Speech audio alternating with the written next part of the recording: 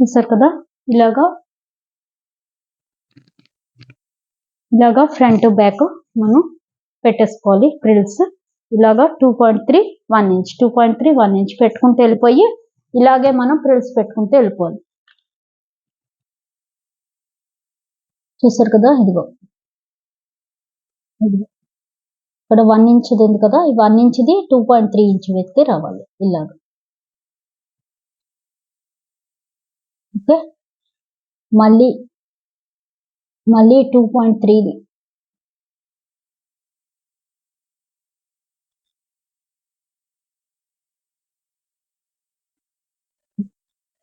ఇది 1 inch 2.3 inch మీదకి. Okay, మళ్ళీ 1 ఇంచ్ 2.3 ఇంచ్ మీదకి.